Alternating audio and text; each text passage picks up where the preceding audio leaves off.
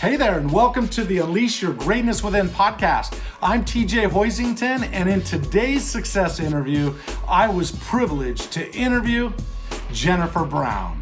You already know. My passion and my mission to help you unleash your greatness within. My heart goes out to the underdogs that's on their way. If you think you can go from good to great, okay, let's motivate. GreatnessWithin.com. TJ Hoisington. GreatnessWithin.com. Jennifer Brown is a leading authority and expert in the area of diversity and inclusion. In fact, she's written several books on the subject, including this one, How to Be an Inclusive Leader, which I read and learned a lot from, and we'll be talking about this in the interview. But she's also a well sought after keynote speaker. She's a force for good out in the world. She has her own podcast, and she's also the founder of Jennifer Brown Consulting, which is an organization that goes inside companies and organizations and help them create cultures of openness and understanding and respect. And one more thing, make sure that you subscribe to my YouTube channel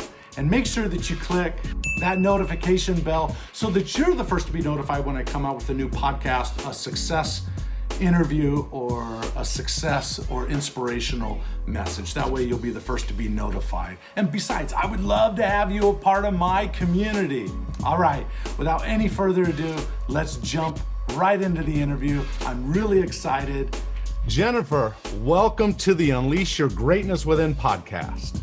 I am thrilled to be here. Thanks for having me. Well, I'm excited to have you on the show. I've got to be honest, when your staff reached out to me and I read through a few things, I felt like this is taking me out of my comfort zone, right? Yay! In a good way, in a good way. Totally a good way, but it just, hey, so I'm really looking forward to the interview. I feel like we all have a lot to learn, and there are insights. You and I had a quick phone call about a week ago in preparation for this interview, only to make sure that we were on the same page. And I felt like from that phone call, I felt your heart, and I felt the goodness that you have and the passion that you have. And I think that is a powerful thing. So let's jump right into it. Yes, indeed.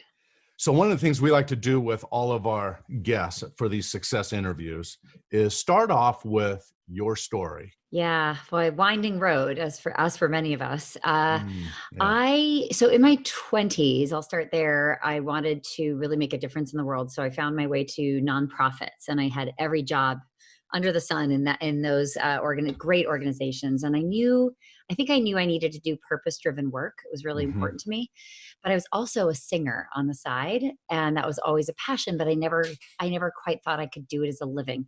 So I actually moved to New York and applied and got into a master's program at a conservatory and got a master's in vocal performance, and I studied opera. Right. And over the course of training for that, which I really wanted because I'd been a musical kid my whole life, and it was something I was like, what do I do with this talent and this passion? But sadly, I kept injuring my voice as a vocalist, and I had to get several surgeries. And you can recover from vocal surgery, but it's hard. Your vocal cords will never be as flexible as they might need to be, particularly with repeated surgeries. So I knew I needed to reinvent, and it was a really terrifying time. I felt like my passion was being kind of ripped away from me, and my mechanism really to communicate and my mechanism to express my purpose in this world, because it felt very personal. But the good news is I had lots of performer friends who had to kind of find another way. And things led me to what would become the second master's degree I have, which is in organizational change and leadership development and HR at Fordham University. And I would then recreate myself into the field of training and development, leadership, and get some corporate roles. And so I moved up in HR teams to director level. I got laid off. And then this was about 15 years ago. And I said, I think I need to be an external voice, because I want freedom. I have issues with authority, so I kind of didn't want a boss, truthfully. And but I share that with I'm you. sure you do. I'm sure you know what I'm talking about. Oh yeah. Yeah. And then so I hung out my shingle and I LLC'd, and I started to kind of do what I used to do internally, but from the outside. Mm-hmm. And it just felt amazing. I loved it. I loved facilitating trainings. I taught so many different soft skills classes. I was on my feet all the time. I was on planes. I was teaching things that I didn't really know. And then we pivoted. The company sort of grew. I added to my team. We started to focus on diversity and inclusion, more specifically, because all during this time of being a performer and then becoming an entrepreneur, I am a member of the LGBTQ community. So I've been out since I was 22, and that was a while ago. Okay. However, I was closeted as a performer. I was worried about, what will happen to my career if I'm honest about who I am. And so it was a tough road, I think. And now I've sort of knitted all these pieces of who I am together, and I embrace them equally. And I'm the most aligned I've certainly ever been. And I've realized that our knowledge as a company can be utilized very effectively in furthering corporate strategies when it comes to diversity and inclusion. So that's what we do today. I have a team of 25. We work with Fortune 1000 companies. I get to keynote all over the world. I have 2 books. I get to use my voice, just not as a singer. And that is really, really profound. And life sorts all this out for you if you're listening and if you hang in there long enough.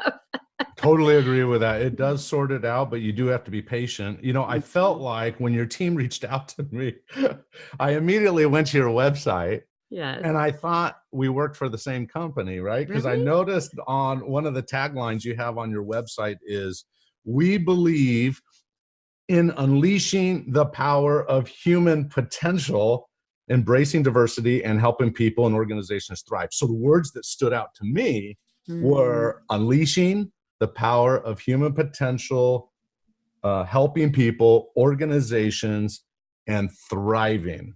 And I just thought, wow, we obviously have some things in common. Do you find that most of what you are doing now is in the area of diversity and inclusion? Yeah, but like you just said, actually, this is the human potential conversation. It's it's literally any of us who are passionate about leadership should be thinking all the time about who's most enabled to be leaders. Who do we see when we say the word leader? Does a certain kind of person come to mind and another one doesn't? For sure. Do we all have equal access to being a leader, whatever kind of leader we want to be? And that's where it gets really interesting, because I'd say, if you're not uncomfortable on a regular basis, you're not leading.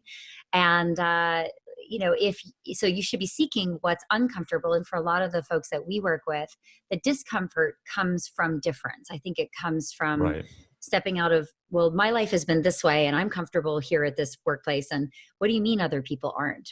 What do you mean things are getting in their way? What do you mean they hear like comments and jokes that might make them feel discouraged and uncomfortable, or that sort of offend them on a personal level, but they don't feel like they can say anything? It's very interesting that 2 people can be having a radically different experience of belonging at work, of reaching their full potential based on who they are. And that's kind of where we're at. So leadership needs to be inclusive now. We have to, as leaders, kind of step up and say, so, what is everybody else's experience here?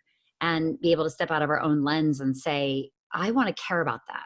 I actually want to make sure that nobody feels they have the obstacles that I've never experienced. And that's a huge opportunity.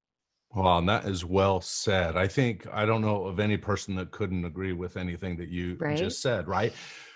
Everybody should feel included. People shouldn't be marginalized. Right? Everybody has value. One of the things that I totally believe in, and for 25 years now, in terms of human potential, I've been in organizations really helping people unleash their greatness within. And that means all people.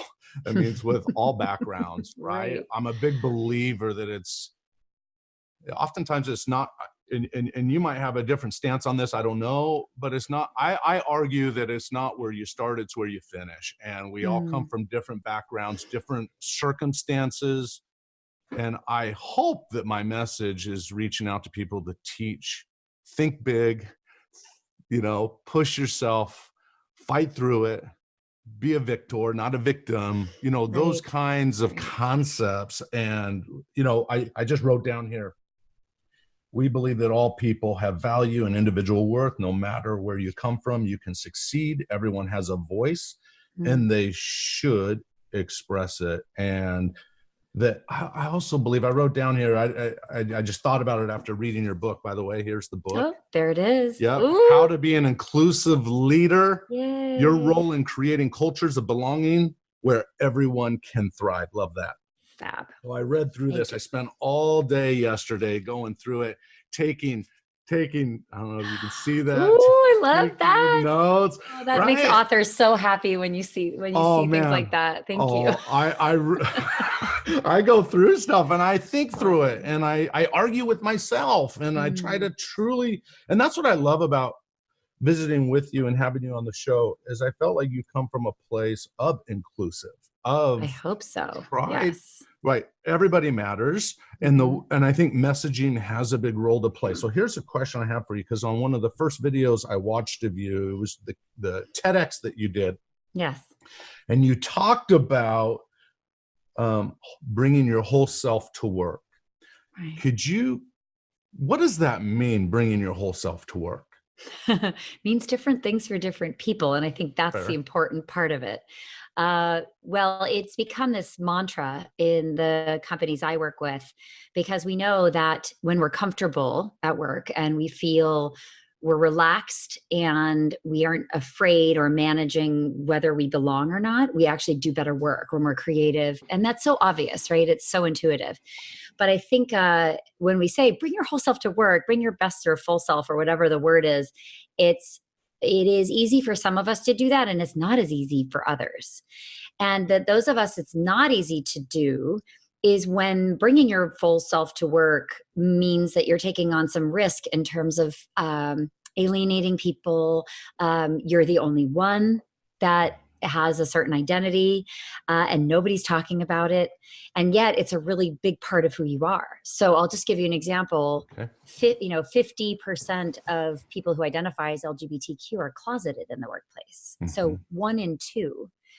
And that's it. So imagine the lengths to which you have to go to have no pictures on your desk, to sanitize pronouns when you're speaking about loved ones, when you can't talk about what you did over the weekend.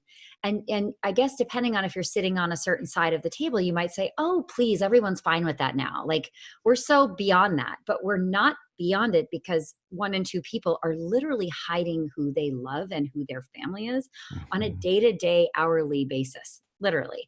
And if you can imagine what that feels like, just imagine for all of our heterosexual listeners, using a same-sex pronoun to describe your significant other every single day and all the reactions that you would get at work. I mean, that's just a small sliver of what it feels like to walk through the world when you don't see anyone that looks like you. You don't hear anyone speaking comfortably about diversity and including that aspect of diversity. And so the result is then you have a lot of people who are hiding. And when you're hiding, there's no way you can show up with that executive presence. There's no way you can be fully present in a creative meeting, or come up with that next big idea. There's no way that your colleagues can feel they really trust you, because it's all about relationships in the workplace. And when you have to hide all of that stuff, you might get feedback that I don't really know them. I'm not sure I know, because we trust what we know. And if so many people are hiding because they're afraid of how you're going to react to who they are, you're definitely not going to feel that warm and fuzzy. And then you may not promote that person. You may not think of that person. You may not feel close to that person. So it's very insidious in terms of like the opportunity cost of all of this for so many people. And LGBTQ is just one example. I mean, I do a lot of seminars with women and female leaders who are sort of what we call covering all the time. So, wondering how to soften their message, say they have a strong opinion about something, but they know they're not going to be heard. in a fair way. Like they're going to be called angry or defensive when all they're being is emphatic, for example. Like that's a very well-known double standard. So women engage in this. I would say people of color are walking around workplaces where there's not a lot of people of color, particularly in the executive level. There's almost none. So you're sort of, and then if you're multiple things, right, at once, then you have this calculation to do, which by the way, this all takes tons of energy, tons. Oh, it does. Well, and it does right? for the heterosexual group too, because true. they've got to figure out who's not telling me who they are and like what's getting in the way of their performance. For right? sure. I listened one of your podcasts you had with Rob Smith, founder of the Fluid Project, which I thought was a great interview, and I thought he came across really well. He said toward the end, I may misgender someone at some point, something to that effect, and I give you permission to correct me. We have to be open to. So I just think it takes a lot of energy as I travel and visit with groups and so forth. It's a new, in a sense, it's a new. It's not really a new world, but it's a new. In many respects, it is more more real, probably in the workplace, probably now than it's ever been before. And it's not going away. So the demographic change is massive, and it's here to stay. And so now we have Gen Y, millennials are the dominant generation from a numbers perspective in the workplace. So that's a sea change. And then when you think about how diverse that group is, right, in every conceivable way beyond gender and ethnicity, and there's major like mental health issues for Generation Z in particular, where they're going to be bringing their full selves to work, right? Because this is our mantra. And this is good. It's actually good for business. We need to see full people. We don't want people to sanitize themselves. Like that's actually not great for business and for innovation and all the other things. But so we're coping with a huge change. And these younger generations really prize inclusiveness. It's a world that they've grown up with. And then they come into these corporate spaces and they're like, what is wrong with these people? Like, they seem to be totally clueless. Nobody's talking about this when I just came out of school where everybody's talking about it. They don't understand what allyship is, which we can talk about that today if you'd like, but it doesn't just mean like, you don't just have to be a diverse person to be supportive. A lot of people in the younger generation, no matter how you identify, this is a generational value that's across the board. So you've got this group coming in and then they're like, wait a second, we have to go to mandatory diversity training. Like, why do I have to be taught how to value other people? And they value themselves more fully, I think, than our older generations did, where we had to engage in a lot of behaviors to sort of hide, like, just ask any woman who wore like the duck ties and the shoulder pads in the 80s. Like you had to conform or die. Like that was the only choice. And now we have, so many people coming in and wanting to be asked their pronouns, as part of the opening team meeting. It is so really different. let's pause there, and just for the listener's sake, because I asked this on the call because it was new to me. I love that you asked. Oh my goodness. So help us understand the whole pronoun. I think I heard somewhere as I was studying, we don't call it preferred pronoun anymore or something like that. That's right. Okay, that's something. Right. So I'm trying to learn. Thank you. What? Explain that, because when I went to your website, one of the first things I did was go to the About page, and then I looked at all your team members, and underneath all their pictures is their name, and then the pronoun that I assume they prefer being referred to with. Yes. Right. Yes. Right. And so some of them I got them here. So you have underneath some names you have she, hers, she, her, hers.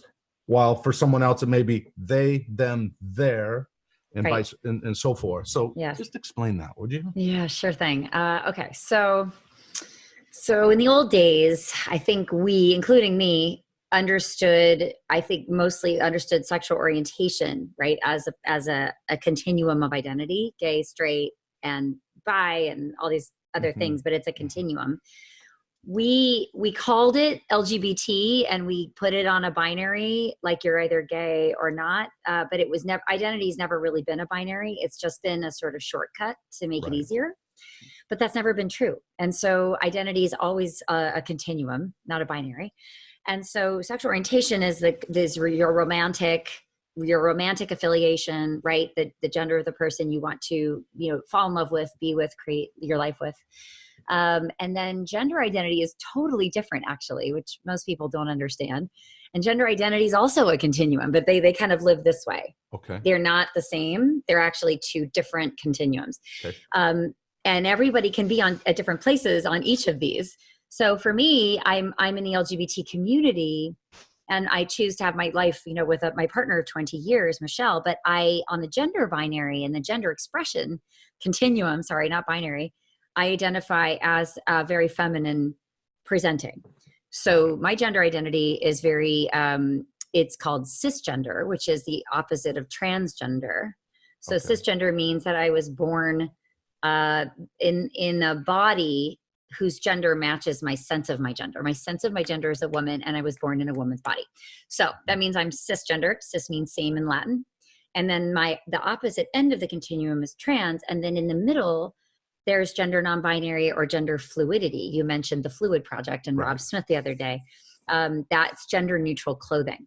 So that was the guest that I had on my podcast. Yep. So gender neutrality or fluidity or non-binary is exactly that, which is it's somewhere in this continuum between the binaries. And what we're learning about identity now that we have a lot more science and physicians and not everybody wants to have surgery. Not everyone wants to transition completely. They may want to live in the middle, and that's where they're comfortable.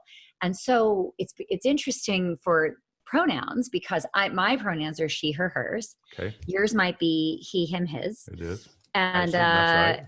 Yep. And my friend Kat's are they, them, theirs. Okay. Because Kat identifies as non-binary. So anyway, it's just it's an interesting and challenging time, and I don't think it's going to slow down. It is, because I think of the books that I write, right? Uh-huh. How far does it go, right? Because it's just a new world to think It's a through, new world. so that we're being respectful of everyone, right? That's the end goal. That is, and I would say, so managers will ask me often, okay, Jennifer, I get it. Or my kids identify as non-binary, or my kid has a friend who's trans. I mean, more and more kids are coming home to the dinner table, bringing this to our dinner table. Like it's happening. And then it's happening in our workplaces too, in our teams. So what we don't want to do, like you referenced earlier, is misgender folks by assuming that what we think we see as their gender is actually correct. Mm-hmm. Because they may not identify as that. And so the thinking is that we want to inquire and create a safe enough space for people to share that, should they choose to. So what it sounds like is, if I'm a new manager, I might say, hey team, I'm really excited to get this project going. Like maybe I've put together a team. Let's start with, our introductions. I'll go first. My name's Jennifer. My pronouns are she, her, hers. Next, like literally just nothing, like, easy, part of our day to day. And then, it's not a force to have everybody do the same, but it is an indication that I'm trying to be an inclusive leader, that I am not presuming that everybody shares my identity just because that's my identity. And that's what's called, just to throw a really big word, when we assume everybody's heterosexual, it's called heterosexism. It's meaning that it never even crosses your mind. So when you meet somebody that looks like a man, you assume they identify as a man, and you also assume they might have a wife or a girlfriend. So you might say, oh, so what does your wife do?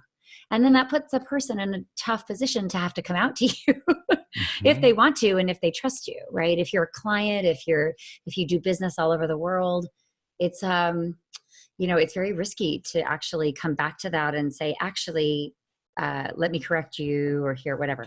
So anyway, people just go silent. They don't say anything. And then, not saying anything turns into months and years of not saying anything, to the point where you've created an entire lie about who you are. And then you have this giant decision to make at some point in your career to say, hey, by the way, I've been lying to you for all these years.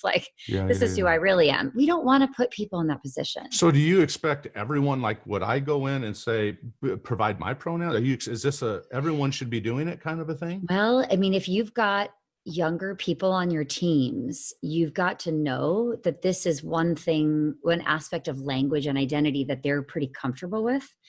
And when you are not comfortable with it, or it seems that you don't know anything about it, they may just notice like, okay, this person is of an older, don't you love this okay boomer stuff? I've been reading about it online. So interesting. But it's literally like, okay, so maybe this manager like isn't quite informed. And I don't know if as leaders, we can really afford, the only kind of leadership is the kind of leadership that's received, that's actually followed. Like that's all that matters. Perception is reality. It's not, oh, I'm a great leader and I think I'm a great leader. It doesn't matter like what everybody else needs. I'm going to enact leadership in the way that I was taught. Like right. That is a very dangerous place to be. And I'm not saying morally, this is not a moral, I think it's a moral argument, but it doesn't need to be. It's literally, to me, how do you want to generate followership? How do you want to enable your colleagues to feel welcomed, valued, respected, and heard? And do you want to be that person that creates that dynamic or not? So I imagine in many of the or at least in some of the organizations you go into, that there's probably some pushback. Is there? Yeah. Is that fair to say? Yeah, absolutely. Because in the training, the corporate training we've done for many years and still do, I've got to be honest, we talk about brainstorming norms that aren't serving the organization, or we go through these exercises where we talk about processes and so forth that are impacting culture or are limiting the effectiveness of employees and so forth. And I've got to say, when I was reading your book, as I was reading it, I thought, I agree. I agree with the base principle, right, of inclusion and being respectful and kindness. And there's actually specific words that you used in here that I won't. Everyone should go read it, because you have a lot of information in here that just it does open your eyes to some different things. I feel like there are some people that are probably in these teams and these organizations that struggle with having them to accept this. And I get that we need to, because every human has value. Right. And we can't afford to leave any of that human on the sidelines when it comes to making sure we are responsive to the world that we live in, the world that we do business in, the world that we hire from. It's sort of not a winning strategy to sort of say, well, I don't care about this because I think I can hire without knowing about this. I can hire without looking at my processes. I can build great teams and not think about diversity of thought and how that sort of creative abrasion happens in order to create a 1 + 1 = 3 scenario. So it's a choice for sure. And you can sort of say, well, I think I do this anyway as a leader. I'm inclusive. I don't need to read the book. I think a lot of people actually think they're great at this. I'm sure you're right. Yeah.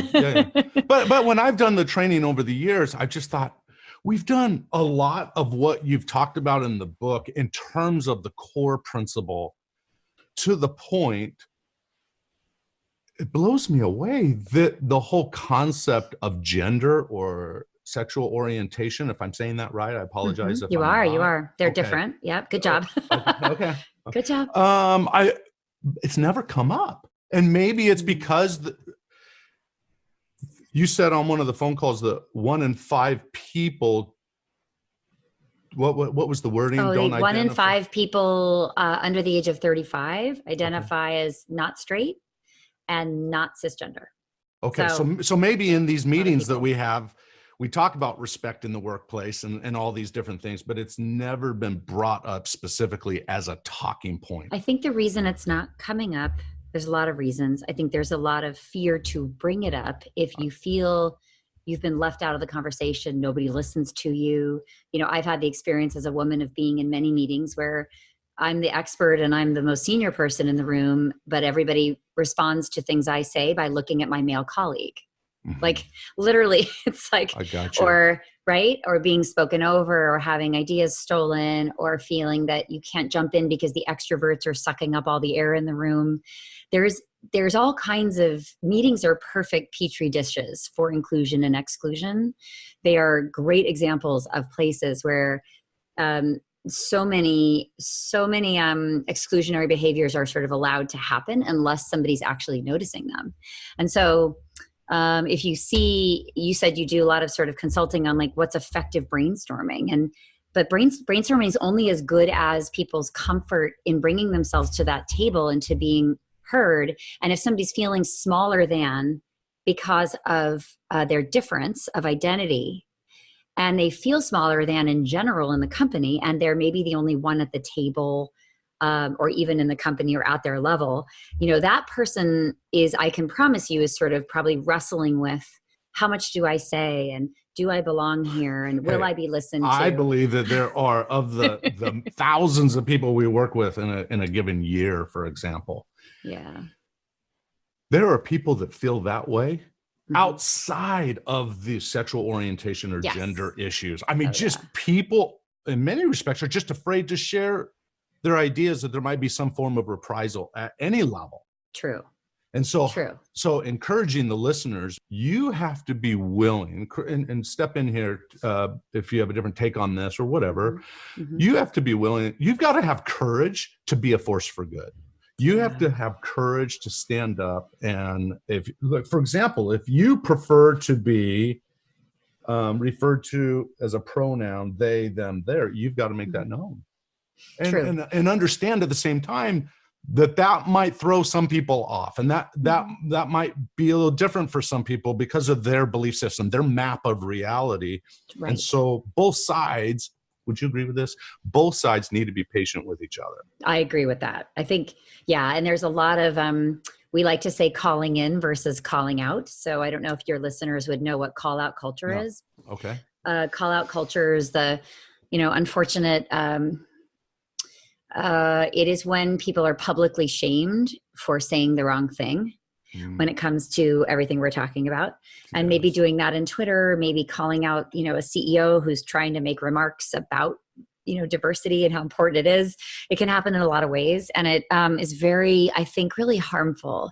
What we like to say instead is calling in. And the calling in energy is, hey, can we have a conversation about this? Maybe we can share stories. Maybe, I can share some about my life and you can share about yours. And, we can come to a greater understanding so that we can both be respectful and maybe know what we don't know. And so much of the book is about kind of making sure that as you're learning that you're creating a safe circumstance for learning for yourself. That's good. That's so really that if you make a mistake, you have somebody who has your back. Like if you would just ask me, like, Jennifer, how should I use this language? Like, that's a great question. I am so happy to guide you on that. And I'm the perfect person to teach you. So I think the important thing is, don't make me, Jennifer, like do all your work, like, do some reading yourself. Yeah. Try to sort of consume media that shares about certain communities of identity that I have. Listen to this podcast, listen to your podcast, exactly, listen to others' podcasts. Okay. Totally. So, and then once you sort of step out and you say, do the right thing. So maybe you, as my ally, you're in a meeting, you're a coworker of mine, you notice that I'm getting spoken over a lot, or you notice that normally I'm really opinionated, but I'm being really quiet. What you could do is say, I know, Jennifer, you have some great ideas about this. Like, so hold on a second. Jennifer just made that point, and I want to redirect this back to what she said. Right. So you can constantly be, when you're an ally to those who have less of a voice because of unconscious bias, because that's happening all the time, when you become sensitive to that, you can actually play referee for all that stuff. And you lessen my work, which would be, oh my gosh, I'm not feeling heard. I'm just going to sit back. Oh, I'm never heard. Like I'm never taken seriously. I'm going to leave this company because nobody ever listens to me. And there's so much unconscious bias and nobody's noticing, let alone helping me. So unless I say something, like nothing's going to be said. And I think that's what leads to that like hopelessness. And I think that leads to retention issues. It does connect to retention issues. I heard that loud and clear. Yes, for sure. So I just want to say, everyone should be doing what you just said anyway, regardless of where you come from. True. And I love it when I see in our meetings where someone will be a referee for someone that probably has lost, Stephen lost their voice. Stephen Covey said in his book, The Eighth Habit, when I was reading your book, it was drawing me back to Stephen Covey's book, The Eighth Habit, where he said two things: find your voice and inspire others to find their voices. And then he goes on to say, you are either finding or expressing your voice, or you have lost your voice. Quote, the path to mediocrity straitjackets human potential. The path to greatness unleashes and realizes human potential. Voice is powerful, and everybody should have a voice and should be able to express it. I'm a huge believer in that. I love that. All right, I know that we're looking at, well, not too close, but we're coming up on time a little bit, and I feel like I got so much to go over. Okay. Okay. All right. So I did hear last night, I just happened to flip on the TV, and Kristi Noem, the governor of South Dakota, said, we live in a world that's addicted to being offended. As I was thinking over the past week and studying these concepts, which I think are important, I really do. I think all people have value, and we got to respect and be kind. I think kindness is king. Kindness is queen. Kindness is the right way to be. To me, you can't argue that every one of us can be more kind at all levels. But I do wonder if we live in a victim kind of culture a little bit. Any thoughts on that? Just how to be balanced a little bit? Yeah, well, I like to counsel the young people I work with who are new, say in corporate America, or they're emerging leaders, so they're high potential leaders, that valuing ourselves starts with us. Like if you are different, if you are underrepresented, if you have been marginalized, if you do hear what we call microaggressions, which is a word that's important for I think your audience to like look it up. It's the little comments and jokes and things that we have traditionally thought were really innocuous, but that actually are sort of usually offensive relating to somebody's culture. And I do think that our language has a ton of bias in it that we probably could stand to improve. I mean, that is a fact. It's a fact. Yep. So, I hear teenagers sometimes, oh, that's so gay. I mean, think about how that feels to hear. And I've had those conversations in my own family, and they're, oh, I just mean it's funny. Oh, I just mean it's strange. Yeah. Okay. So but the receiver may not. Okay. So, anyway, so I think those young leaders that I try to counsel to say, celebrate all of who you are, and in living authentically and bringing your full self to your workplaces, you are going to create positive change. And I know that that's really difficult for some of you because you look around, you don't see anyone that looks like you.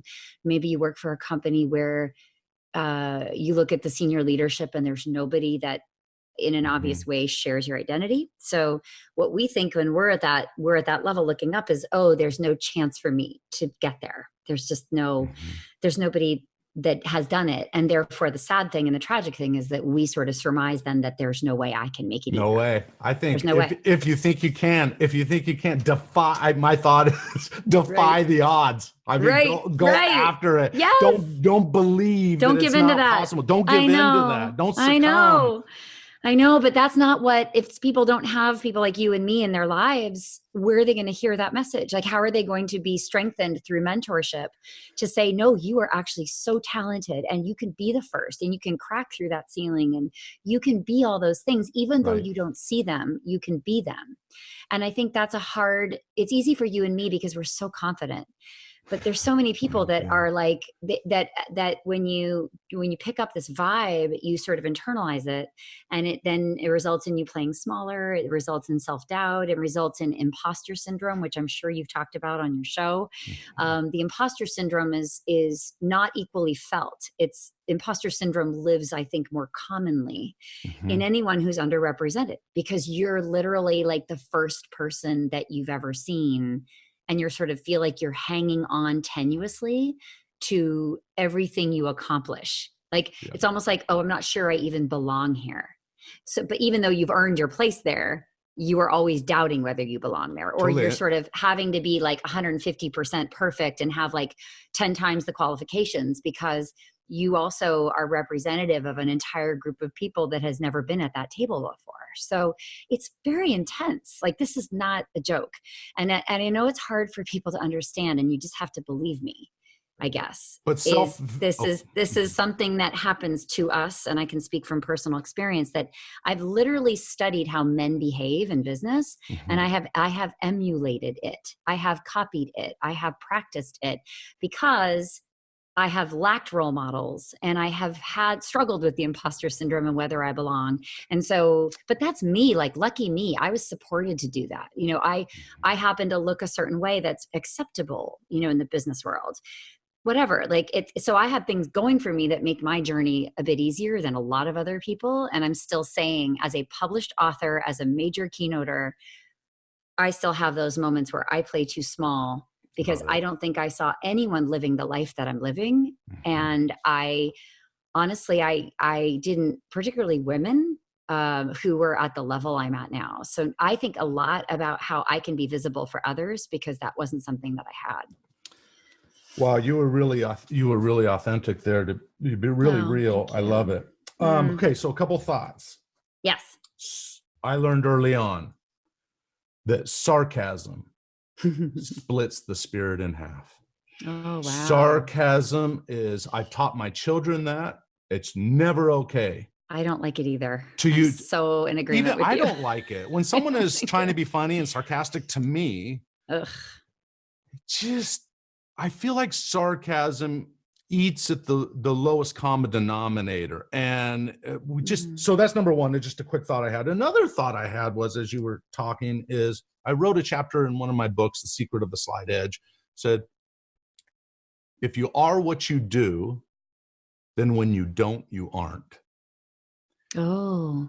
Think about that. If you are what you do, when you don't, you aren't. Here's my point. If you base your happiness and fulfillment in life based on the results you can create, if that's the basis of your happiness, I got news for you. You'll probably be unhappy a lot of the time, right? Happy people are people that are grateful people, that are abundance mindset people, that have the tendency to look for the good, not the bad. And I remember early on, Dr. Phil once taught, he says, people treat us based on our own behavior.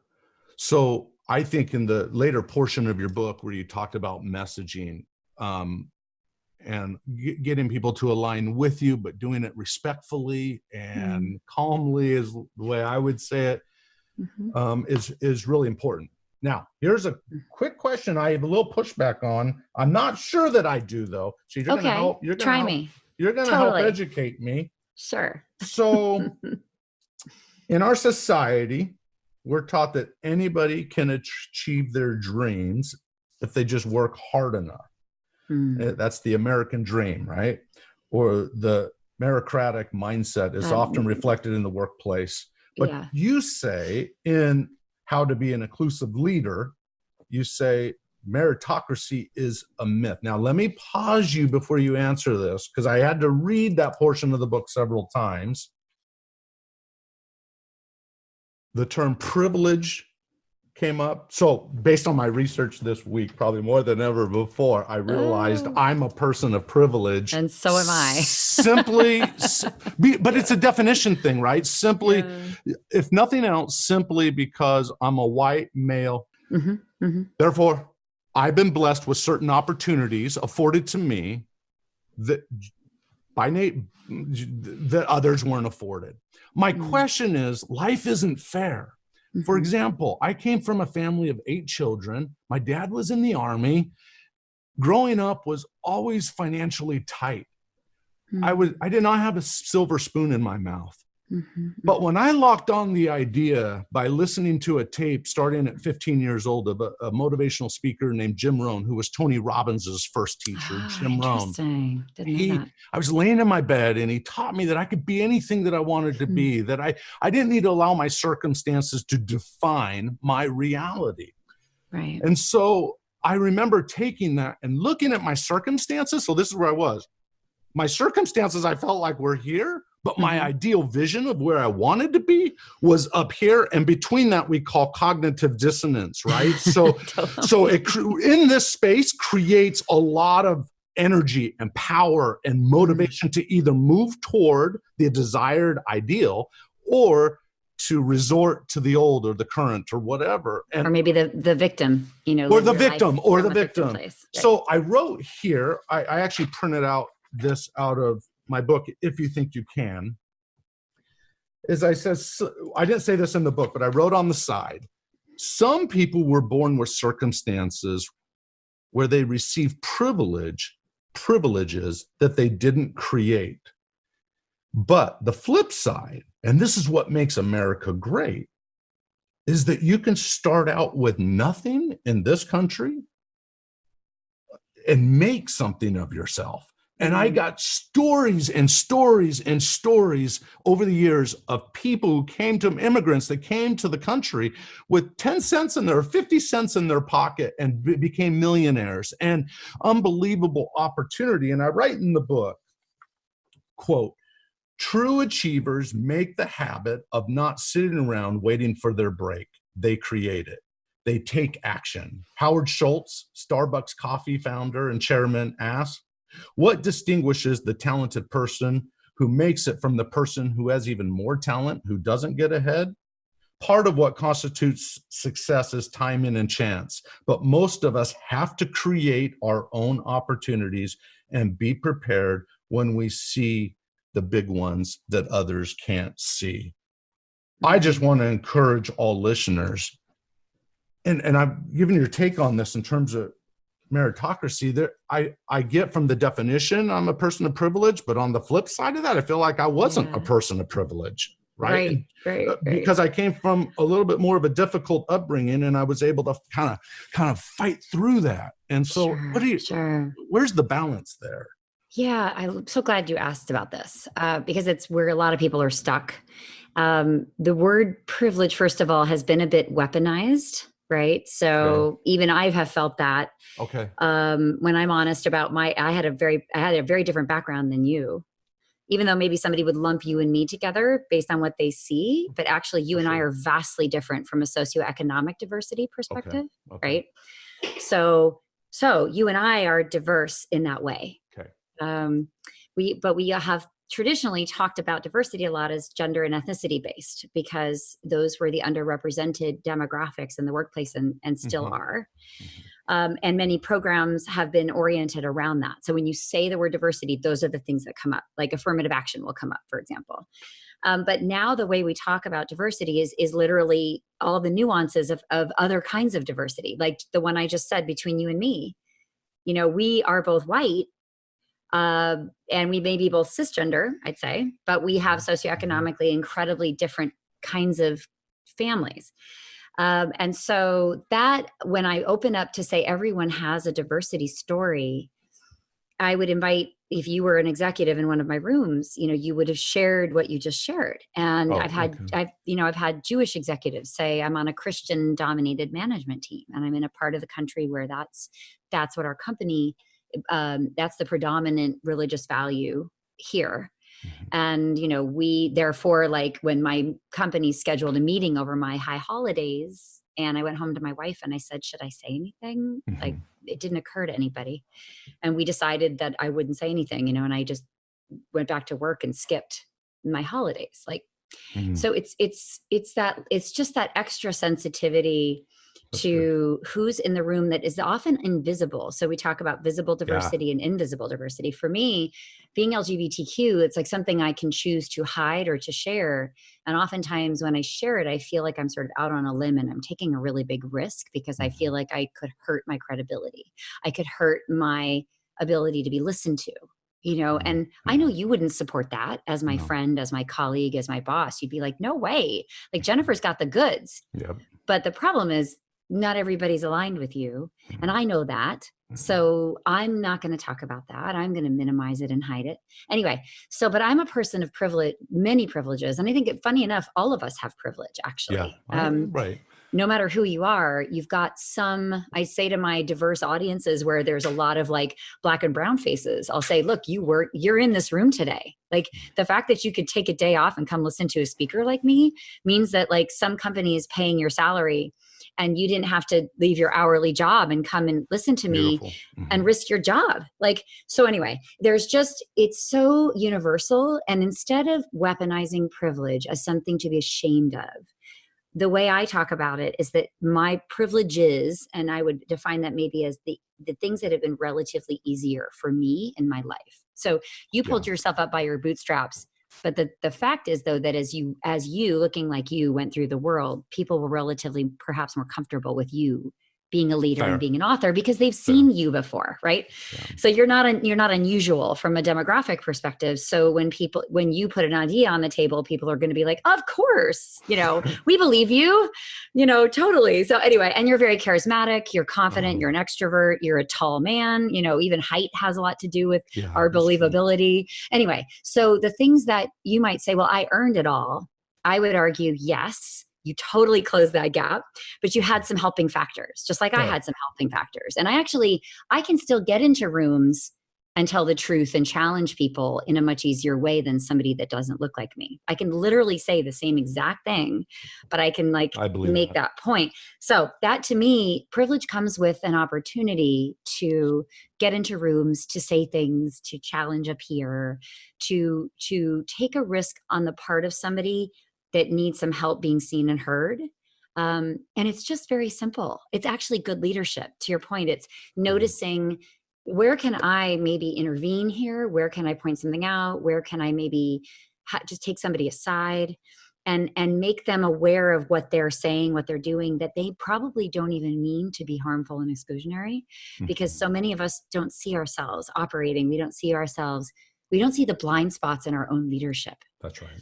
So we need that reflective mirror. And it would help me as a woman in the room when you're in, for you to say, hey, like, why aren't there any, we're interviewing all these people for this new role. Like, there's no women on this list. Right. Like, and that would be great for you to point out, instead of me to have to always be the squeaky wheel to say, hey, where are the women? Where are the women? Where are the women? That's valid. Like, do you think this is smart? Like, should we really, like, when we have like 15% women at VP and up in this company, and there's no women being considered at all of these like talent reviews or interview processes, like, that should be concerning just from a demographic perspective alone. And if you notice that, it's more powerful than if I notice it. That's right. And we're moving into a world and into a future where more of this is going to be a priority. So, That's right. So this is great. Listen, I know that your message, and this is why I had you on the show, I just felt the connection to you. I feel like what you're